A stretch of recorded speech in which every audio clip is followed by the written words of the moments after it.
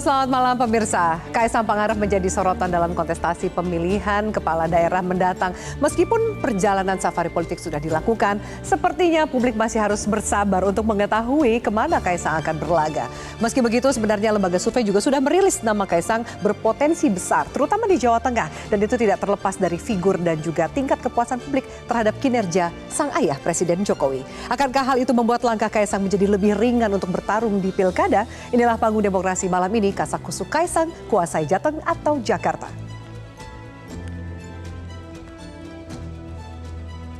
Dan pemirsa, untuk membahasnya telah hadir di studio. Saya perkenalkan langsung politisi muda dari Partai Demokrasi Indonesia Perjuangan, Aryo Seno Bagaskoro. Pak Seno, selamat malam. Malam, Mbak Vi. Terima kasih sudah hadir di studio. Terima kasih. Dan berikutnya juru bicara Partai Solidaritas Indonesia, Dede Prayudi. Mas Dede Prayudi, halo, selamat malam. Selamat malam. Terima kasih sudah hadir. Terima kasih sudah diundang. Dan berikutnya kami hadirkan juga Direktur Eksekutif Lembaga Survei Indonesia, Mas Jayadi Hanan. Mas Jayadi, halo, selamat malam. Malam, Terima kasih Mas Jayadi sudah hadir.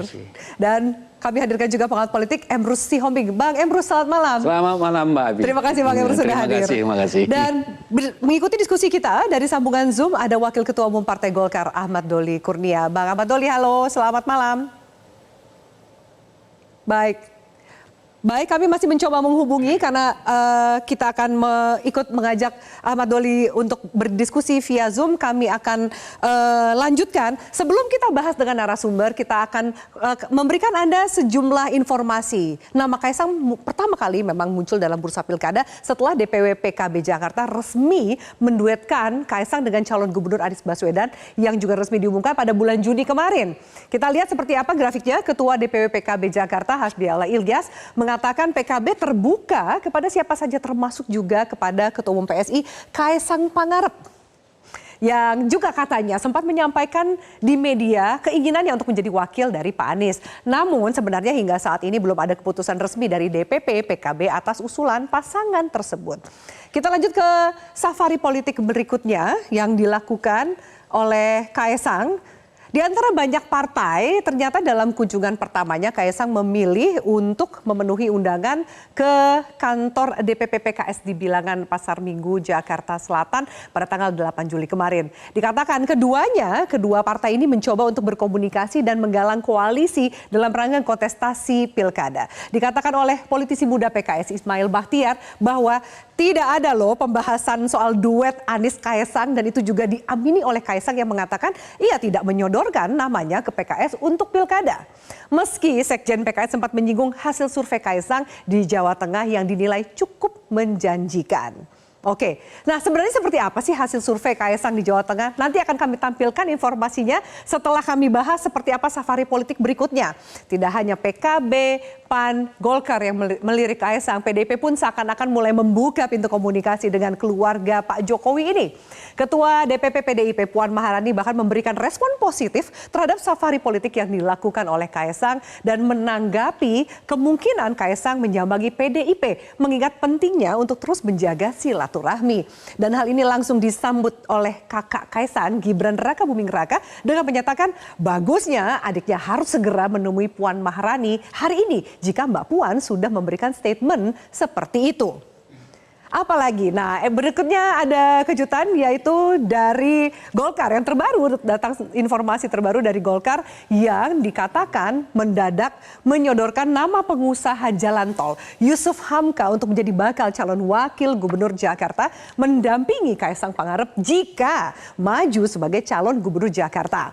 Alasan yang disampaikan oleh Ketum Golkar Erlangga Hartarto adalah karena Yusuf Hamka dinilai mampu mengatasi masalah macet dan banjir di Jakarta dengan pengalamannya di bidang infrastruktur. Yusuf Hamka sendiri mengatakan jika duet ini benar terjadi, maka tagline pasangan ini adalah Ka'bah, yang merupakan singkatan dari nama Kaisang dan Babah Alun yang menjadi sebutan dari Yusuf Hamka. Namun meski Kaisang hadir dalam pengumuman di kantor Golkar tersebut, PSI hingga saat ini menyatakan ketumnya belum mengambil keputusan untuk maju di pilkada. Oke, hasil survei, kita masuk ke grafik berikutnya. Seperti apa sebenarnya nama Kaisang dalam hasil survei? Pertama, kami hadirkan Lembaga Survei Indonesia yang merilis hasil survei tanggal 30 Juni 2024.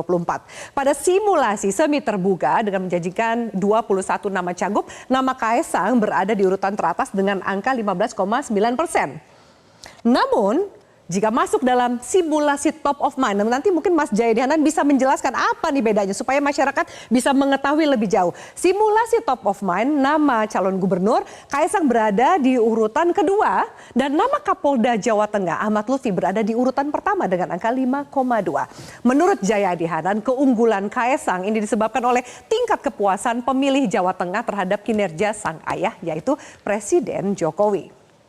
Berikutnya, satu lagi survei kami hadirkan dari Indikator Politik. Kaesang menduduki urutan dari simulasi 10, 8 hingga 6 nama di urutan pertama. Namun elektabilitasnya kalah jika dilakukan simulasi top of mind atau simulasi terbuka di mana kembali nama Ahmad Lutfi atau Kapolda Jawa Tengah ini menjadi berada di urutan teratas dengan angka 8,6%. Sementara Kaesang jika simulasinya adalah top of mind masuk dalam urutan kelima dengan angka 4%. Oke, baik. Itu sejumlah hasil survei, kemudian juga perjalanan safari politik yang dilakukan oleh Kaesang. Di sini udah ada juru bicara PSI. Mas Dede, saya langsung akan ke kamu. Langsung. Apa yang sedang dilakukan oleh Mas Kaesang ya kan? Mau mencoba kolaborasi, koalisi dengan partai lain atau termasuk juga test the water nama Kaesang di bursa pilkada? Ya, jadi kami itu baru mulai serius membahas bahwa Mas Kaesang itu berpotensi untuk maju. Itu adalah semenjak PKPU itu direvisi. Oke, jadi ketika PKB mencoba-coba ya untuk menduetkan nama Pak Anies dengan Mas Kaesang, kami merasa tersanjung, tapi kami belum membahasnya secara serius gitu. Lalu kemudian PKPU ini kemudian direvisi, baru kemudian Mas Kaesang berbicara serius soal beliau akan maju atau tidak. Itu aja dulu ya. Jadi kemungkinan besar Mas Kaesang akan maju di Pilgub. Kemungkinan besar. Ya. Di Pilgub. Di Pilgub. Tapi dapil daerahnya mana belum. Ini belum pasti. Nah, Mas Kaesang mau maju di mana? Ini adalah pertanyaan turunan berikutnya, pendalaman berikutnya ya. Dan ini belum bisa terjawab sampai dengan sekarang. Apalagi kalau misalnya kita sekarang berbicara soal di dapil, bukan dapil ya, provinsi mana kemudian dia akan berpasangan dengan siapa? Ini kan pertanyaan lebih dalam lagi. Nah, ini juga bahkan lebih jauh lagi, lebih sulit lagi untuk kita jawab sekarang. Gitu. Artinya apa? Artinya sampai dengan saat ini Mas Kaesang, PSI ini masih secara intensif membahas soal apakah Mas Kaesang mau maju misalnya di Jawa Tengah kah? Atau misalnya di Jakarta kah? Karena yang dihitung-hitung itu ada banyak sekali. Yang pertama itu adalah soal kriteria paslon. Ya, kriteria paslon yang pertama kita akan melihat dulu apakah misalnya seseorang tersebut yang akan mendampingi Mas Kaesang atau apakah seseorang yang akan didampingi oleh Mas Kaesang ini memiliki kredibilitas yang bagus, kapasitas yang baik sesuai dengan permasalahan di daerahnya atau juga memiliki integritas yang baik gitu ya. Lalu yang kedua adalah kecocokannya dengan DNA PSI. Apakah tokoh yang bersangkutan ini memiliki rekam jejak yang memang betul-betul memegang teguh prinsip anti korupsi dan anti intoleransi. Lalu yang ketiga, ini yang nggak kalah penting, Mbak Afi, yaitu di dalam kami menentukan siapa nama-nama yang akan kami usung di daerah manapun, termasuk dengan Mas Kaesang atau bukan. Ini kami mengutamakan juga kekompakan dan soliditas koalisi Indonesia Maju. Itu priority. Itu priority untuk berkoalisi dari PSI. Tadi yang saya katakan itu adalah 3 variabel yang top priority. Jadi walaupun saya sebut ini kekompakan dan soliditas Indonesia Maju ini adalah saya sebutkan yang ketiga, ini bukan berarti itu urutan di ketiga, prioritas ketiga gitu ya. Jadi ini sama pentingnya semuanya. Jadi untuk saat ini ini semua masih dihitung-hitung, termasuk juga kami di PSI tentunya nggak cuman kepingin jadi calon. Kami kepingin calon jadi. Gitu. Artinya kami juga kepingin calon yang memiliki kemungkinan menangnya itu cukup besar. Gitu, karena bagaimanapun juga kami di politik, ideologi politik ini hanya akan bisa jadi kebijakan kalau misalnya kami memiliki otoritas. Yang dalam hal ini adalah memiliki kekuasaan dan lain-lain. Sehingga kami bisa melayani masyarakat dengan baik. Kurang lebih seperti itu. Jadi belum daerahnya Mas Jayadi, tapi minimal dari Mas Jayadi kita dengar bahwa ini akan maju nih. Mas Kaesang ini di kontestasi pemilihan gubernur tingkatnya provinsi gitu. Kalau dari hasil survei nih yang membahas tadi gitu, Mas Jayadi, Mas Kaesang ini seberapa magnet sih untuk kontestasi pilkada ya? Kalau kita lihat kan mungkin saat ini yang disebut nama provinsinya ada Jakarta dan juga Jawa Tengah. Gimana Mas Jayadi? Ya salah satu magnetnya karena mau tidak mau Kaesang kan dikaitkan dengan Pak Jokowi. Sementara Pak Jokowi masih sangat populer, masih punya paling tidak sampai beliau turun nanti ya, itu kan masih punya pengaruh yang signifikan di semua level kekuasaan gitu. Jadi itu salah satu yang membuatnya menarik mau tidak mau gitu ya. Nah memang yang paling menarik itu memang antara Jawa Tengah sama Jakarta. Jawa Tengah kenapa? Jawa Tengah masuk akal karena kan itu wilayahnya Pak Jokowi. Dulu waktu Pak Jokowi masih belum pisah sama Banteng, sama Mas Eno, itu kan mereka satu keluarga besar gitu. Sekarang mereka pisah kan gitu. Begitu yang kita tahu ya, mereka pisah gitu. Jadi tapi katanya mau ketemu kok sama Mbak Puan. Iya, makanya saya bilang masih pisah kan, apa rujuk lagi apa enggak kita nggak tahu. Jadi sangat wajar kalau basis utamanya ada di situ. Tapi di Jakarta juga jangan lupa Pak Jokowi kan launch untuk jadi presidennya di Jakarta. Dan pertama kali masuk Jakarta juga menang. Masih cukup banyak loyalis Jokowi di Jakarta. Buktinya Prabowo terbantu untuk memenangkan Jakarta di Pilpres yang lalu, gitu kan. Prabowo juga pada saat yang sama terbantu untuk memenangkan pilkada di Jawa Tengah yang diperkirakan sangat sulit pada saat itu. Jadi kalau dua itu dikaitkan dengan Kaesang, dan Kaesang kemudian mewakili bukan hanya dirinya sendiri di situ, tapi mewakili kekuatan yang sering dikenal sebagai the machine, ya. Jadi kekuatan yang diafiliasikan dengan Pak Jokowi itu sekarang tidak hanya individu Pak Jokowinya, tapi ada mesin di belakangnya. Jadi bukan cuma Jokowi efek. Iya, jaringannya, ya kan, pengaruhnya ke akar rumput dan sebagainya. Partai-partai yang termasuk Kim itu kan dia bukan figur individu lagi, itu dia the machine. Jadi kalau dia udah jadi sistem sendiri yang jalan. Jadi kalau Kaesang bersama the machine itu dia punya dua kekuatan kan. Dan ini kuat banget nih. Kalau kita lihat Jakarta lawan Anies gitu misalnya. Nah itu yang harus dihitung. Kalau di Jakarta ada Anies yang diperkirakan masih cukup kuat, ya cukup kuat. Dan kalau kita berkaca dari Pilpres lalu, kekuatan Anies minimal ada 40-an%, 41,07. Kalau Pak Prabowo kan 41,67. Selisih sama, ada kekuatan PDIP. Jadi itu sesuatu yang tidak mudah dikalahkan kalau Jakarta tidak punya figur yang selevel dari segi popularitasnya, akseptabilitasnya, personalitinya dengan Anies. Jadi mungkin chance-nya untuk Kaesang lebih besar di Jawa Tengah? Kalau lihat angka-angka sekarang, sementara ini yang lebih besar di Jawa Tengah, memang. Karena angka untuk Kaesang belum keluar ya di Jakarta. Belum keluar. Memang diperkirakan Kaesang lebih kompetitif sebagai calon wakil gubernur. Kenapa? Karena baik Anies ataupun saingannya waktu itu Ridwan Kamil ya, yang tampaknya sudah sekarang agak cukup firm bahkan di Jakarta. Nanti kita tanya Mas Doli yang udah bergabung di Zoom nih ya. Jadi waktu masih Anies sama Ridwan Kamil, dua-duanya tuh tertarik untuk ngajak Kaesang. Karena kalau Anies memerlukan tambahan suara dari Kaesang lewat loyalis Pak Jokowi. Ridwan Kamil juga sama, dia memerlukan soliditas Kim, dan adanya Kaesang itu bisa membantu soliditas Kim itu secara lebih kuat di Jakarta. Jadi mesin ini sangat menjadi daya pikat lah untuk menggandeng Kaesang gitu ya, betul. Mas Jayadi. Oke, saya sapa dulu Mas Doli. Halo, selamat malam. Selamat malam.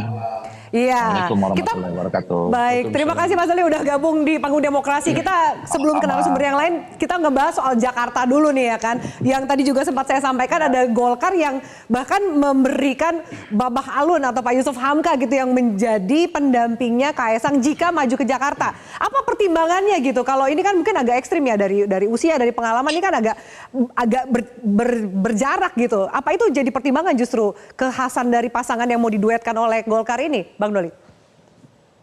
Iya, kata kuncinya kan jika tadi. Jika kalau misalnya Pak Kaesang itu kemudian memang berniat maju di Pilkada Jakarta, maka kami memandang kalau misalnya nanti diberi kepercayaan Golkar yang menjadi calon wakilnya, kita menganggap yang pas itu adalah Pak Yusuf Hamka. Karena apa? Karena kita berharap ini ada kombinasi ya antara tokoh muda dengan tokoh senior. Di mana kan Jakarta itu masalahnya kompleks ya. Dan isu yang selama ini mengemukakan adalah soal infrastruktur, kemudian soal mengatasi banjir. Dan Pak Yusuf Hamka itu kan punya pengalaman yang cukup panjang ya untuk membuat wajah Jakarta seperti yang sekarang lah, dengan jalan tol dan segala macam itu. Nah makanya kami menyodorkan nama Pak Yusuf Hamka. Sekali lagi jika teman-teman PSI dan Pak Kaesang itu memang maju di Pilkada Jakarta. Tetapi kan untuk menuju ke sana itu kalau kita lihat tadi pernyataan dari saudara Dede ini kan masih panjang ya. Ada 3 pertanyaan dulu yang harus diselesaikan, ya. Pertanyaan satu terjawab, masuk pertanyaan 3 syarat kedua, pertanyaan ya. kedua, masuk Ya. tiga. Jadi masih panjang, makanya kami nunggu saja dari Pak Kaisang sendiri dan juga teman-teman PSI. Tapi Golkar yakin bahwa Pak Yusuf Hamka ini sudah memenuhi kriteria 3 itu nggak? Atau jangan-jangan baru ketahui 3-nya malam ini gitu, begitu Mas Dede menyampaikan? Nggak, maksudnya kan tadi Yusuf Hamka itu akan bisa kemudian dipasangkan kalau 3 pertanyaan yang akhirnya memutuskan Pak Kaisang maju di Jakarta kan. Tapi Ya. kalau akhirnya kemudian tidak pertanyaan yang 3 itu ternyata jawabannya lain, pindah ke Jawa Tengah kan itu nggak berlaku kan, kira-kira begitu. Oh, Oke. Jadi paketan ini cuma berlaku untuk di Jakarta. Berarti Ridwan Kamil udah officially nggak maju ke Jakarta nih ya, Mas Doli? Kami belum putuskan ya, karena saya kira sama ini ya. Soal Pak Kaisang, soal Ridwan Kamil, itu at the end nanti semua tentu akan kita bicarakan di Koalisi Indonesia Maju. Saya kira juga Pak Kaisang akan maju atau tidak, dan kemudian kita maju itu juga berdasarkan pertimbangan pembicaraan antara ketua-ketua partai politik yang ada di Koalisi Indonesia Maju. Sama juga dengan di Jawa Barat ya. Walaupun sekarang Golkar itu memang kami merekomendasikan ya, idealnya Ridwan Kamil itu lebih baik di Jawa Barat. Karena lihat dari approval ratingnya yang hampir 90%, artinya masyarakat Jawa Barat sangat menginginkan kembali Ridwan Kamil di Jawa Barat dibandingkan kalau di Jakarta. Nah, tapi kita masih punya 40 hari lagi ya. Saya kira nanti akan ada pembicaraan yang lebih khusus antara semua ketua umum kami dengan ketua umum partai politik termasuk Pak Prabowo di Koalisi Indonesia Maju. Baik. Saya harus jeda dulu, bagaimana dengan PDIP? Pertanyaan saya banyak untuk Mas Eno, tapi usai jeda kita tanyakan. Usai jeda pemirsa, kami akan segera kembali. Panggung Demokrasi, tetaplah bersama kami.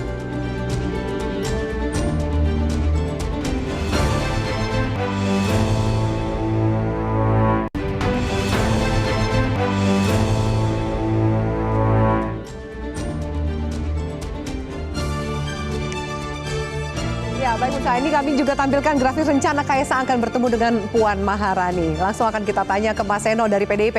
Mas Eno, ini rencana pertemuannya ini akan benar terjadi? Seberapa serius sih sebenarnya dari PDIP sendiri nih ya, dari PDIP dulu nih gitu, untuk bertemu dengan Kaisang? Ya, terima kasih. Jadi wacana itu kan pertama muncul sebenarnya bukan dari kami. Itu muncul kalau nggak salah dari Mas Gibran. Yang artinya itu kalau dibilang bagus ya pertama bagus untuk siapa gitu. Ya, bagus karena ada kalimatnya itu ya kan Mas Gibran ya, bagus itu. Bagus untuk siapa pertanyaannya. Okay. Nah kalau kami rasa dalam konteks pilkada tentu kami sadar bahwa komunikasi politik itu baik dengan banyak pihak. Tetapi tentu harus kemudian bermuara kepada konsolidasi kami secara internal dong. Kemenangan di basis-basis kami, di mana kami mampu mendorong kader-kader terbaik untuk bisa tampil berkontestasi. Kenapa? Karena kami punya konsekuensi konstitusional. Sebagai partai politik, kami punya tugas untuk mengkader masyarakat, menjadi pemimpin, dilatih di partai politik, dicalonkan di pilkada. Tentu dalam konteks logika semacam itu, di basis-basis penting kami, misalnya Jawa Tengah yang punya ikatan bonding tinggi dengan kami, Jakarta yang kami punya sejarah kemenangan di situ, tentu kami punya situasi kebatinan dari para kader dan pengurus yang mengharapkan kader internal kami untuk maju. Saya rasa semua partai politik yang lain juga punya keinginan yang sama dan itu wajar. Oleh karena itu saya rasa semua tidak perlu dipaksakan. Dalam konteks kita membahas pilkada, kami juga punya kok kader-kader yang saya rasa itu punya track record yang baik dan bisa dilihat oleh publik. Bagaimanapun kami sadar bahwa pilkada ini memang pilkada serentak ini pengalaman politik baru bagi semua partai politik yang 545 daerah semuanya akan maju di pilkada. Tetapi artinya logika umumnya adalah ini bicara semacam kayak menang-menangan, main game aja Mbak. Ini cocok logi di sini, cocok logi di sini, ini kira-kira siapa-siapa. Padahal kalau kita ngomong tentang pilkada, ini kan menyangkut nasib jutaan orang. Artinya nggak bisa kami sembarangan dan sembrono melihat apa yang terjadi dinamika belakangan ini, menentukan nama dengan begitu tergesa-gesa. Tentu kami harus melalui proses yang panjang, menyangkut siapa figurnya yang mampu memimpin, siapa yang mampu memberikan kesejahteraan dan seterusnya. Dan itu tidak bisa diselesaikan hanya dengan pertemuan elit 1-2 orang. Saya rasa itu akan ada proses yang lebih panjang. Jadi penting untuk menyerap aspirasi dari masyarakat juga ya, dari akar rumputnya seperti apa. Ya, Mas Eno, aja juga hari ini ada yang dirilis itu ada survei dari IDN yang mengatakan bahwa Jawa Tengah yang bisa dikatakan tadi kandangnya banteng itu, PDIP nggak bisa menang kalau nggak berkoalisi gitu. Sementara kita tahu dari kader PDIP, Mas Hendy gitu misalnya, Wali Kota Semarang yang kemungkinan besar akan dimajukan menjadi kader PDIP untuk berlaga di pilkada. Itu bagaimana tanggapan Anda? Oke, jadi dalam demokrasi kita hari ini, kita percaya bahwa demokrasi yang kita anut harusnya tidak hanya demokrasi konsensus elit. Artinya yang menentukan nama karena kedekatannya dengan elit A, elit B, elit C. Saya rasa di dalam survei preferensi masyarakat kita sekarang lebih banyak merasa, oh ini karena ini punya keluarga politik tertentu, oh ini karena ada kedekatan dengan ABCDE. Tetapi demokrasi yang sehat seharusnya demokrasi diskursus. Artinya ada dialektika di situ, publik bisa ikut bicara, bisa menguji rekam jejak, bisa menguji apa yang dia sampaikan, kecocokan antara rekam jejak dengan jabatan yang dituju, itu satu kesatuan. Dan itu tidak bisa diproses dalam waktu semalam. Saya curiga Mbak Afi, jangan-jangan banyak dari masyarakat Jawa Tengah atau manapun hari ini yang bahkan masih agak remang-remang, masih nggak sadar ini besok ada pilkada beneran atau enggak sih. Jangan-jangan informasi itu juga belum utuh sampai ke mereka. Artinya kesadaran bahwa terjadi pilkada itu saja belum utuh. Dan kemudian disodorkan nama-nama, tentu yang paling akan mendapatkan keuntungan per hari ini secara saintifik adalah yang paling populer. Nah dalam konteks itu saya rasa popularitas itu kan banyak variabel. Faktanya kami sebagai partai yang dipercaya masyarakat untuk mendapatkan kemenangan di pileg di Jateng kemarin, hari ini belum ada satupun figur yang kami sepakati untuk promosikan. Artinya angka nama-nama itu masih sangat bisa berubah dengan berjalannya waktu. Di tengah masa menuju ke pendaftaran ini bukan ruang hampa politik. Kepuasan akan seseorang bisa jadi bergeser. Bagaimana kesenangan dengan seseorang bisa jadi ada perubahan-perubahan. Dan itu kita hargai sebagai proses demokrasi diskursus yang memerlukan waktu. Itu Mbak. Baik, ini menarik, ada dua jawaban yang berbeda. Bang Emrus melihatnya seperti apa? Satu, kalau misalnya Mas Dede tadi, oh ya prosesnya sama, juga akan ada diskusi, pertemuan dan lain. Tapi ini bukan cuma jadi calon, tapi calon jadi gitu. Ada tanda kutip kalau Mas Dede bilang the machine yang dimiliki lah oleh Kaesang gitu. Mungkin kalau PDIP agak cara limitnya berbeda. Menurut Bang Emrus gimana? Sejauh mana nih perjalanan Kaesang maju dalam pilkada ini? Baik, udah pasti? Sebelum masuk ke perjalanan, tidak ada kepastian calon jadi. Tidak ada kepastian itu. Sekalipun elektabilitasnya survei tinggi, di dalam real nanti belum tentu pasti menang. Kita sudah lihat DKI Jakarta ketika Pak Jokowi dengan calon gubernur kemarin, si Fauji Bowo. Fauji Bowo kan lebih tinggi, nggak ada jaminan. Yang kedua, mau saya komentari dua survei tadi, dua survei yang sangat berbeda loh. Kita lihat pada variabel top of mind. Salah satu surveyor mengatakan justru di bawah. Artinya kalah apa? Sama Adnan Lutfi ya? Betul. Artinya apa? Ini penelitian kuantitatif, penelitian objektif. Harusnya sama atau mendekati sama. Ini jauh sekali. Berarti harus ada sesuatu yang kita kritisasi dalam konteks sampling dan lain-lain sebagainya. Karena menurut metode penelitian kuantitatif, jika peneliti melakukan penelitian yang sama, hasilnya pasti di atas margin of error. Gitu ya. Tetapi ada kita lihat top of mind. Nah, kemudian yang ketiga, top of mind kan itu mendorong voting behavior. Karena sudah top of mind. Kalau itu bahasa udah diketahui lah gitu. Sudah ada di pikiran masyarakat ya. Kalau bahasa kampung kita itu lebih bagus lagi dari bahasa Inggris itu. Pokoknya gitu ya. Nah, itu lebih bagus lagi. Pokoknya gitu ya. Ini saya kira masih suatu hal yang tidak ada kepastian begitu ya dari hasil survei. Oleh karena itu sangat dinamis lah. Dan kemudian saya kira Kaesang sangat bagus sekali mengatakan belum pasti loh dia menjadi calon, kan begitu. Dia mengatakan malam ini udah dikonfirmasi sama Mas Dede. Artinya, udah pasti maju pilgub, tapi daerahnya dari belum. Kaesang untuk maju. Itu tadi. Nah, oleh karena itulah saya pikir bisa saja Kaesang merenung-renung gitu loh. Apakah saya maju atau tidak? Tapi kalau saya dari segi katakanlah saintifik atau katakanlah pengamat atau ilmuwan, sebaiknya Kaesang tidak maju. Jadi lebih banyak ruginya kalau Kaesang maju. Kenapa saya mengatakan tidak perlu maju? Udahlah membimbing apa dulu PSI. Kemarin kan gagal dia untuk mengusung kepada PSI menjadi suatu partai yang masuk ke Senayan. Artinya fokus dululah dia ke situ, membimbing atau katakanlah memanage PSI. Ini PSI aja belum bisa di manage sudah tiba-tiba loncat seperti itu. Saya kira sangat tidak, menurut saya tidak produktif. Kemudian kalau boleh saya komentari adalah dikatakan beliau bahwa Jokowi ada daya tarik di semua level gitu ya. Saya bisa bantah itu. Kenapa saya mengatakan di tingkat intelektual agen perubahan Saya kira tidak lah. Kemarin kan banyak kritik dari UGM, dari UI, dari mana-mana. Artinya apa? Level daripada masyarakat yang menjadi agen perubahan tidak setuju itu Tapi the mengkritik. machine ini ada loh, ada infrastruktur dan lain-lain lah yang kemarin juga mungkin. Saya mengatakan tadi level kekuasaan. Ya, artinya level kekuasaan. di semua level dia sebut tadi kan. Artinya level di level kekuasaan. elit, ya kekuasaan juga ilmu pengetahuan juga ilmu kekuasaan. Artinya bahwa di level elit akademisi dikritik habis itu. Jadi artinya apa? Sangat dinamis lah. Kemudian catatan saya adalah, katakanlah bagaimana aspirasi ditangkap dari masyarakat untuk diusung. Itulah namanya demokrasi kualitatif, bukan demokrasi kuantitatif. Oleh karena itu sangat bagus. Saya menyarankan ke semua partai politik, siapa yang mereka calonkan, survei dulu apa keinginan masyarakat.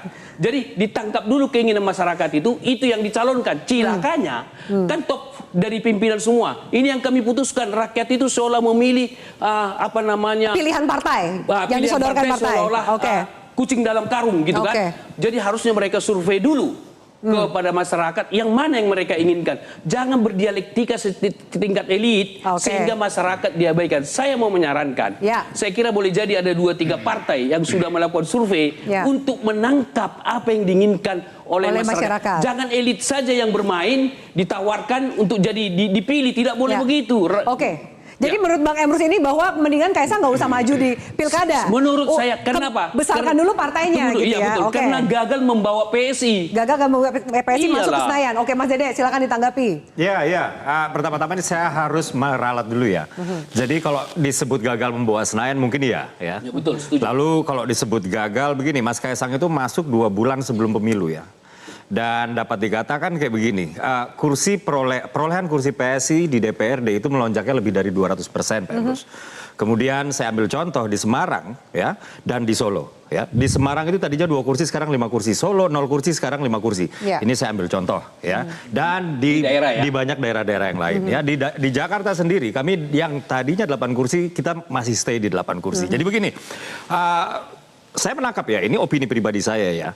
Salah satu cara membesarkan partai PSI adalah memenangkan pilkada juga, Pak Emrus. Artinya, efeknya gimana tuh, Mas Dede? Artinya kalau kita memiliki kepala daerah ya di daerah-daerah, terutama di daerah-daerah yang strategis ya, atau kita mengusung kepala-kepala daerah yang kemudian kita menangkan. Ini adalah salah satu cara yang dapat membantu kami membangun jembatan kepada kemenangan di 2029 nanti.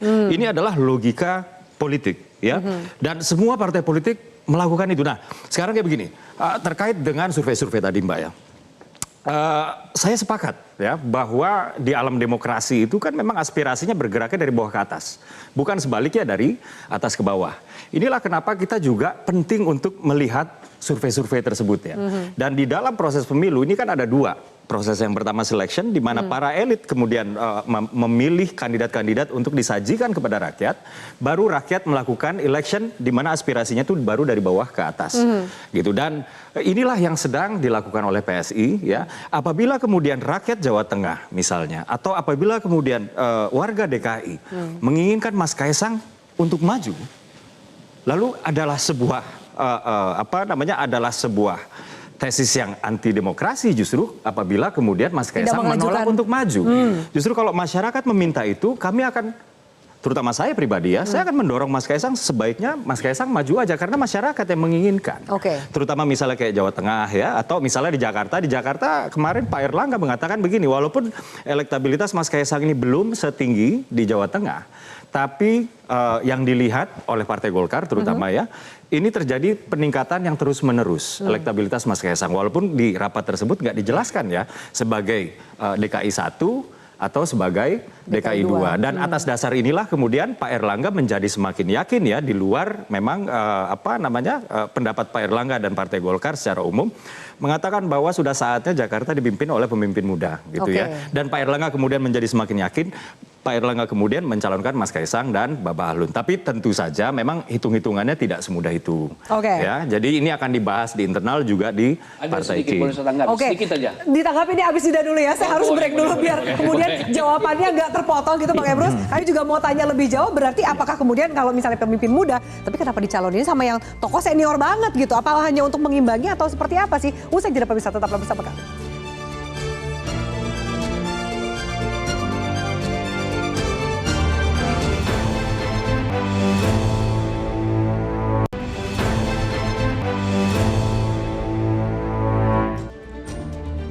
Baik, pemirsa, sebelum kami lanjutkan Panggung Demokrasi, kami tampilkan ini polling netizen yang kami berikan kepada netizen dari aplikasi X dan juga Instagram.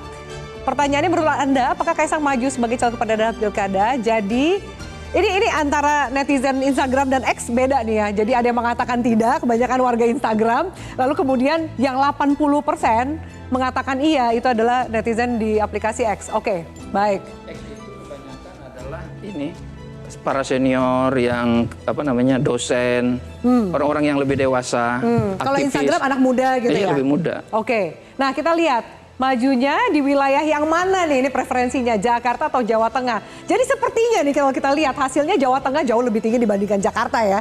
Mas Jaya ini udah ngangguk-ngangguk nih, kayaknya kemungkinan arahnya ke sana nih. Apa iya seperti itu gitu. Lalu kemudian kita lihat pertanyaan berikutnya, masihkah Jokowi efek ada jika Kaisang maju di pilkada? Jadi hampir 50%, di atas 50% yang mengatakan bahwa tidak. Ini menarik loh, netizen melihatnya tidak, mungkin karena jatuhnya di bulan November. Netizen yang Instagram ya? Ya, netizen yang Instagram dan juga aplikasi X mengatakan masihkah ada Jokowi efek jika Kaisang maju? Kalau X itu dia sama kuat itu.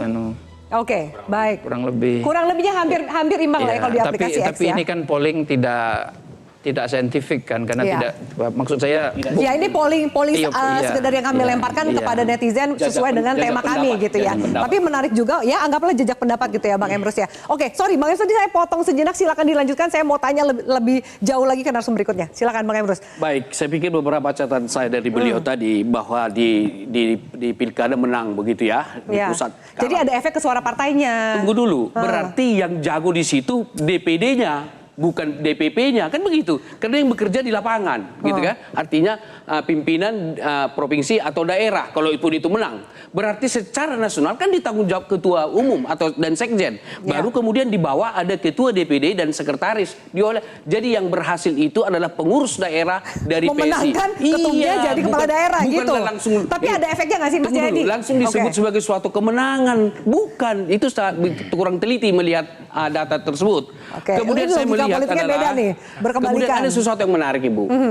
Menangkan dulu pilkada baru kita wujudkan.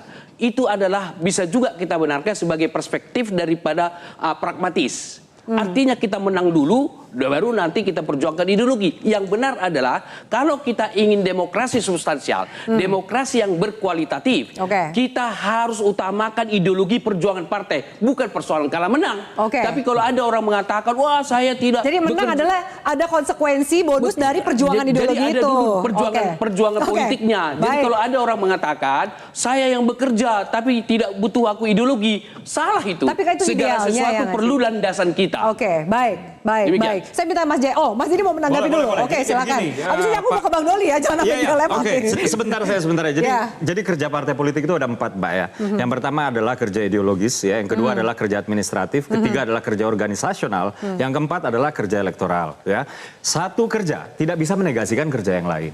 Bahwa kemudian ada kerja-kerja elektoral di sana, ini bukan berarti kami menegasikan kerja-kerja ideologis. Justru tadi saya sudah tekankan di awal ya. Untuk menjadikan ideologi politik kami ini terkonversi menjadi sebuah kebijakan, maka kami perlu kerja-kerja elektoral. Supaya apa? Supaya kami bisa mendapatkan kepercayaan, lalu kepercayaan tersebut menjadi kekuasaan, kekuasaan tersebut menjadi otoritas. Otoritas tersebutlah yang akan menjadikan ideologi tersebut kebijakan. Jadi nggak bisa dibilang bahwa ada kerja elektoral maka kerja ideologi dinegasikan. Bahwa ada kerja ideologi maka kerja administratif dinegasikan. Jadi kerja partai itu tidak sesederhana. Tidak sesederhana kerja elektoral saja. Tidak sederhana kerja ideologi saja. Semuanya memang harus dikerjakan secara paralel. Kemenangan partai di pileg itu kan dipengaruhi banyak hal ya. Figur partai di tingkat nasional salah satu aja. Tapi jangan lupa sistem pemilu di tingkat nasional sama di tingkat daerah itu beda. Di tingkat nasional ada parliamentary threshold. Di tingkat lokal nggak ada gitu. Jadi kita harus melihatnya secara keseluruhan. Tidak bisa hanya melihat satu faktor saja gitu. Faktor kepemimpinan nasional salah satu saja. Faktor kepemimpinan hanya salah satu faktor saja. Artinya gini, dengan logika yang sama bahwa kemarin dengan Pilpres dan pemilu yang terjadi yang banyak sekali kritik dari masyarakat luas dan publik, kita di Perjuangan masih tetap dipercaya rakyat secara elektoral untuk memenangkan pileg 3 kali berturut-turut. Artinya nanti kalau mau pilkada sekalipun, kami tidak takut dengan konsekuensi. Meskipun suara turun, ada mesin, struktur, infrastruktur apa segala macam, efek-efek dari... Kami percaya, ya kalau ini di kata-kata teman-teman pesulap yang handal-handal itu, Mbak, the same magic trick belum tentu bisa dilakukan berhasil 2 kali. Jadi kalau bicara tentang efek-efek itu tadi, kita lihatlah selama sekian bulan ini nanti bagaimana pendapat masyarakat tentang berbagai hal yang terjadi. Kebocoran data lah, isu tapera lah, isu yang lain-lain. Bagaimana itu akan mempengaruhi persepsi publik tentang efek-efek itu tadi. Ini akan diuji dengan Anda yakin akan ini berubah pada saat November di pemilihan nanti akan menjadi ujiannya, tetapi PDI Perjuangan lahir dari masa berjuang di era represi yang lebih jauh lebih parah daripada hari ini. Artinya kami siap dengan segala skenario. Siap dengan segala konsekuensinya. Baik, saya akan tanya ke Mas Doli. Mas Doli, lalu kemudian ya, kalau kemudian hari ini Golkar ini kan baru jika ya kan maju di Jakarta. Tapi kalau kita lihat, kalau dari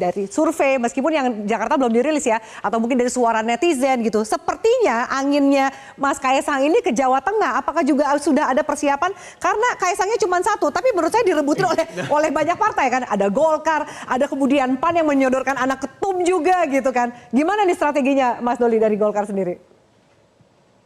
Iya, saya kira pertama kita harus memahami ya, sebelum saya masuk langsung ke jawaban pertanyaan itu. Ini kita kan sudah menganut bahwa sistem politik kita sistem demokrasi. Jadi setiap orang punya hak untuk bisa dipilih dan kemudian memilih. Selama memang itu aturan-aturannya tersampaikan kira-kira gitu. Jadi nggak bisa juga kita larang orang nggak boleh maju, ini nggak bisa maju gitu. Nah, cuma persoalannya nanti ujiannya itu kan kembali kepada masyarakat. Sebagai negara demokrasi ya kita uji saja nanti. Kalau misalnya memang dianggap tidak dapat keterimaan dengan masyarakat ya pasti nggak terpilih gitu. Jadi ujiannya langsung di pemilu, langsung di pilkada dan segala macam gitu. Nah, soal nanti Pak Kaisang ini mau di Jakarta atau di Jawa Tengah, saya kira yang paling punya otoritas untuk membuat kalkulasi itu adalah Pak Kaisang dan teman-teman PSI sendiri, gitu loh. Nah, kalau kami di Golkar, tentu sama juga dengan partai-partai politik yang lain tergabung dalam Koalisi Indonesia Maju, kami sudah sepakat. Ya, kalau memang sudah sepakat bahwa koalisi kerjasama politik yang selama ini sudah kita jalin di Pilpres terutama dan sudah teruji gitu, sebisa mungkin kita akan rawat, akan kita pelihara kebersamaan ini. Nah, termasuk khusus menghadapi pilkada. Makanya nanti kalau sudah ada keputusan dari salah satu partai politik di antara kami, tentu nanti akan ada forum meminta atau kemudian membicarakan secara khusus kira-kira kita ini bisa bersama-sama terus atau tidak di satu daerah kan gitu. Kalau memang bisa bersama ya alhamdulillah. Nah, ini yang sebetulnya kami tunggu nanti. Nah, jadi kita lihat saja kalau Pak Kaisang ini mau di Jawa Barat, mau di Jakarta, kita udah siapkan ya. Nah, tadi kok ada pertanyaan kenapa Yusuf Hamka misalnya. Sebenarnya jauh sebelum pembicaraan antara pasangan Kaisang dengan Yusuf Hamka ini, ya sudah ada juga beberapa calon-calon gubernur ya yang sebelum kita bicarakan soal Pak Kaisang yang pernah menawarkan boleh nggak ya Yusuf Hamka itu jadi wakil kami gitu. Ada 2-3 orang calon gubernur yang bertanya kepada kami seperti itu. Dan itu karena memang dilihat pengalaman dari Yusuf Hamka selama ini membangun sebuah kota ya, sebuah daerah seperti Jakarta. Jadi kenapa akhirnya kami mendorong mengendorse Yusuf Hamka kalau kemudian Pak Kaisang jadi calon gubernur. Tapi Pak Yusuf Hamkanya kenapa jadi calon wakil gubernur? Kenapa nggak calon gubernur aja, Mas Doli? Karena dari pengalaman, usia dan lain-lainnya juga kan lebih banyak lah dibanding Kaisang. Ya mungkin karena muncul namanya sekarang, nanti kita lihat aja. Kan seperti yang saya katakan ya, kemarin munculnya nama Pak Kaisang sama Pak Yusuf Hamka ini menurut saya bagus. Kenapa? Supaya kita tidak terfokus hanya cuma satu nama Ridwan Kamil, Jakarta Jawa Barat. Nah sekarang munculkan aja beberapa nama ya sekarang. Jadi Golkar jangan betul Ridwan Kamil di Jawa Barat. Ya, dengan munculnya namanya Pak Yusuf Hamka, kemudian Pak Kaisang, nanti mungkin teman-teman Gerindra ada Riza Patria dan macam-macam. Nanti kita uji ya 40 hari ini kita lihat nanti hasil surveinya gimana. Nah kalau misalnya Yusuf Hamka juga nanti ternyata tiba-tiba munculnya hasil surveinya bagus, ya tidak menutup kemungkinan, ya makanya saya katakan situasi masih dinamis, berbagai simulasi masih bisa kita lihat, ya bisa Kaisang Yusuf Hamka. Nah kalau misalnya Pak Kaisangnya ke Jawa Tengah, jangan-jangan Yusuf Hamkanya juga naik elektabilitasnya, kita nggak tahu 40 hari lagi. Kira dibawa juga ke Jawa Tengah. Oke, Bang Doli, kita harus jeda dulu. Kami akan lanjutkan termasuk dengan tingkat kepuasan yang dimiliki oleh publik terhadap kinerja Pak Jokowi. Nah kemudian kita berkaca pada Pilpres, sempat ada istilah cawe-cawe presiden. Apakah itu akan terulang lagi di Pilkada? Usai jeda pemirsa, tetaplah bersama kami.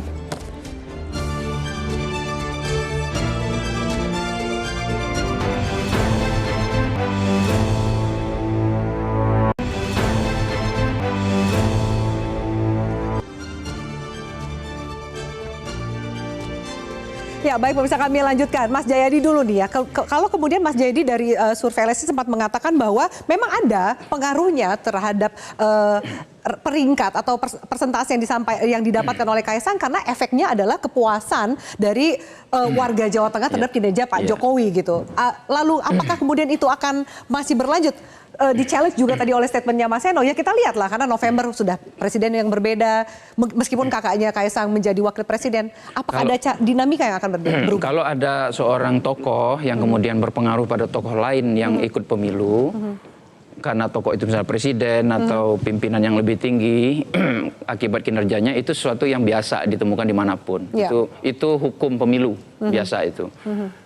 Apa namanya, jadi tetapi di Jawa Tengah itu untuk sementara kita ukur tingkat kepuasan kepada Pak Jokowi di Jawa Tengah itu memang berpengaruh kepada sejumlah calon, tapi buahnya ke Kaisang. Untuk sementara itu terutama ke apa namanya 3 calon ya, yaitu Kaisang, Lutfi, dan Bambang Pacul. Ada dapat juga 3 itu.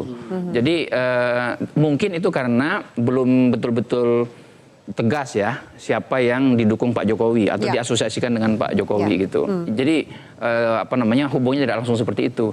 Tapi apakah itu berarti bahwa kekuasaan akan memainkan perannya secara langsung dan menggunakan struktur kekuasaan itu? Ya itu kan secara normatif tidak boleh kan?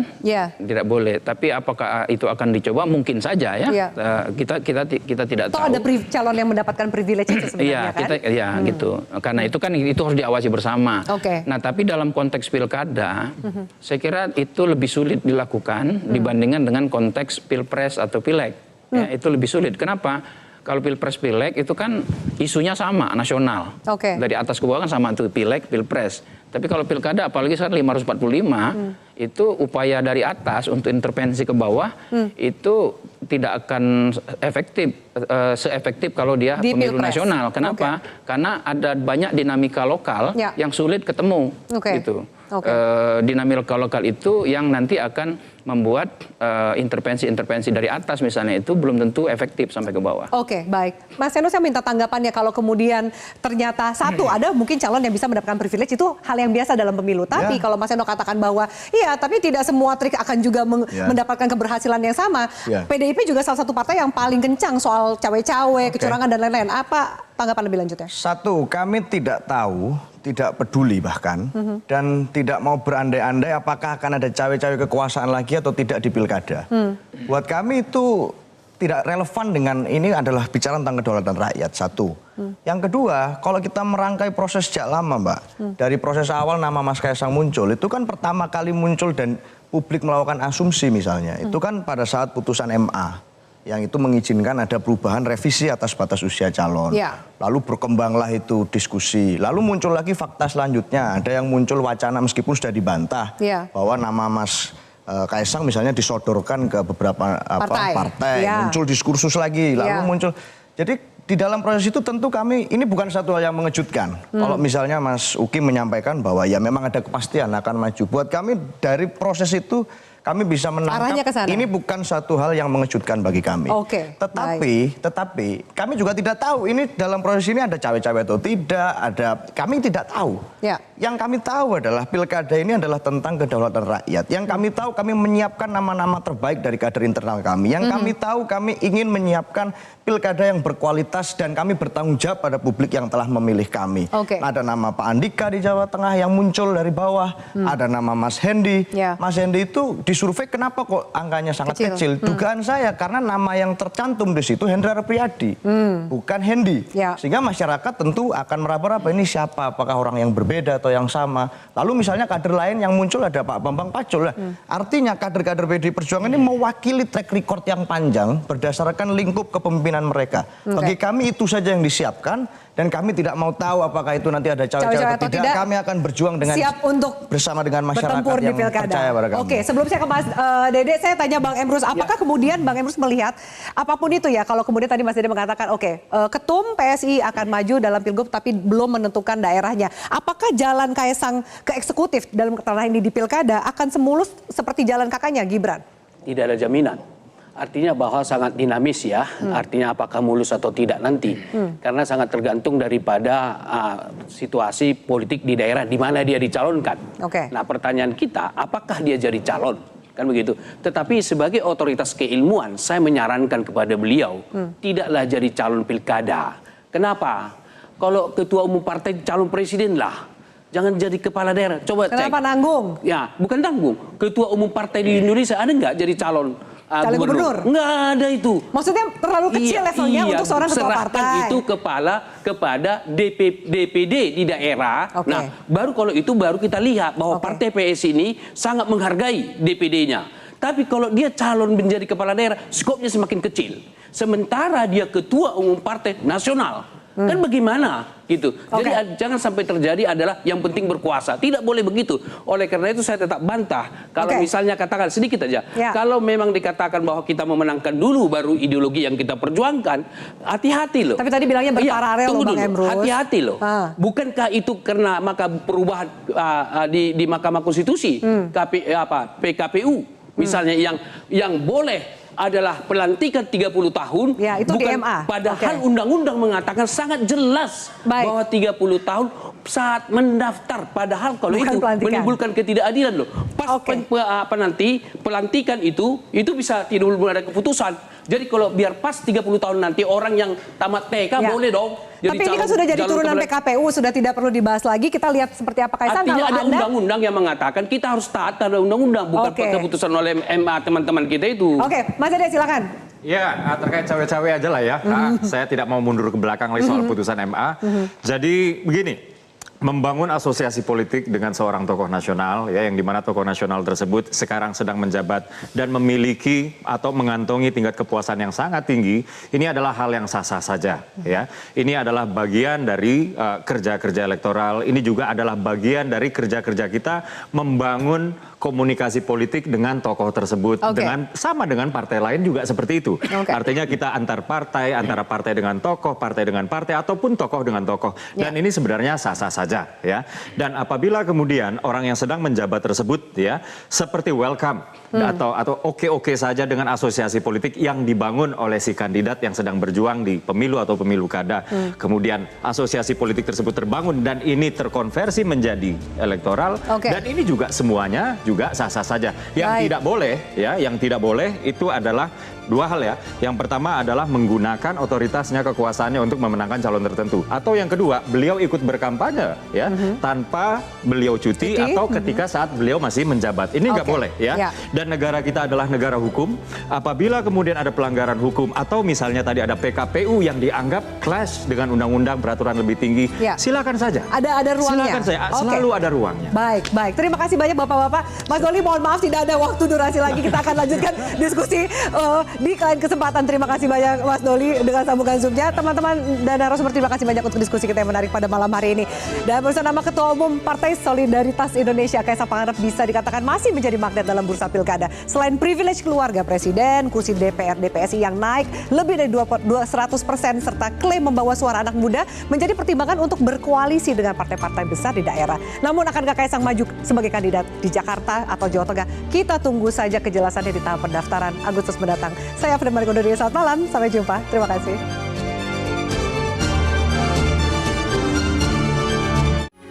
Metro TV.